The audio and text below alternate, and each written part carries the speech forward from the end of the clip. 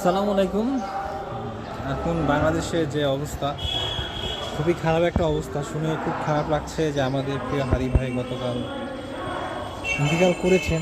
আসলে এখান থেকে আমাদের অনেক বড় একটা শিক্ষা নেওয়া উচিত। জীবনের মায়া আসলে এভাবে ত্যাগ করতে হয়। তিনি ভয় পাইতেন না কখনো, কিন্তু তিনি অন্যায়ের বিরুদ্ধে কথা বলেছে, শান্তির জন্য কথা বলেছে। আমরা হয়তো পূর্বে অনেক নেতাকে দেখিনি যারা বাংলাদেশের জন্য জীবন দিয়েছে, তবে এখন নিজ চোখে দেখলাম নতুন প্রজন্মের নেতা হওয়ার মতো এরকম হইতে হবে যে দেশের জন্য জীবন দিবে, সত্যের জন্য জীবন দিবে। সে ক্ষমতা পাওয়ার পর কখনোই পরিবর্তন হবে না। ক্ষমতা কখনোই চিরস্থায়ী নয়, এটা আমি পূর্বেও বলেছিলাম আগে। যে ক্ষমতা কখনোই চিরস্থায়ী না। ক্ষমতা পাওয়ার পরে কখনোই তা অপব্যবহার করবেন না। আজকে ক্ষমতা আছে, কালকে নাই। আমাদের জীবনটা খুবই ছোট। আমরা যারা অধিক 80, 90, 100 বছর বাঁচে সেদিকে না তাকাই, আমরা যেন তাকাই যারা কম সময়ের জন্য পৃথিবীতে এসে আবার চলে গেছে। সবাইকে মরতে হবে। তাই বলি, জীবনটাকে ইসলামের পথে, দ্বীনের পথে কাটানো।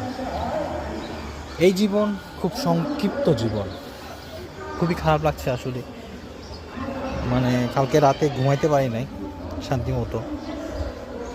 হয়তো মানুষটাকে আমি খুব কাছ থেকে দেখি নাই।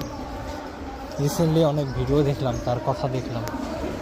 দেখার পর আসলে অনেক খারাপ লাগছে যে একটা মানুষকে এভাবে হত্যা করা হলো গুলি করে। এটা মেনে নিতে পারছি না কেন জানি। হয়তো অনেক আত্মীয় মারা গেছে, কখনো এই জিনিসটা এরকমভাবে ফিল হয় না, বা এই মানুষটার জন্য হয়তো না যদি নর্মালি সে মৃত্যুবরণ করতো। কিন্তু সে তো নর্মালি মৃত্যুবরণ করে নাই ভাই, তাকে হত্যা করা হয়েছে। কেন হত্যা করা হয়েছে? সে হক কথা বলছে, সত্যের কথা বলছে, এটার জন্য। এই জিনিসটা মানতে পারতেছি না। সবাই দোয়া করি, নামাজ পড়ে, নামাজ ছাড়া যে যেখান থেকে পারি সে যেন জান্নাত বাসী হয়, তাকে শহীদের মর্যাদা দিতে আল্লাহ তাআলা। সবাইকে ধন্যবাদ। এবং আমাদের নতুন প্রজন্মকে তিনি দেখিয়ে দিলেন, শিখিয়ে গেলেন জীবনে বাঁচতে হলে এভাবে বাঁচতে হবে, বীরের মতো বাঁচতে হবে। দিলওয়ার হোসেন সাইদ একটা কথা বলেছিলেন, সেটা হচ্ছে, আমি বিড়ালের মতো 100 বছর নয়, বাঘের মতো একদিন বাঁচতে চাই, সিংহের মতো। তো আমাদের আসলে এইভাবে বাঁচতে হবে। যারা সত্যের কথা বলে মৃত্যুবরণ করে আমরা তাদেরকে ফলো করব। আমাদের ইসলাম এটাই শিখিয়েছে। জীবন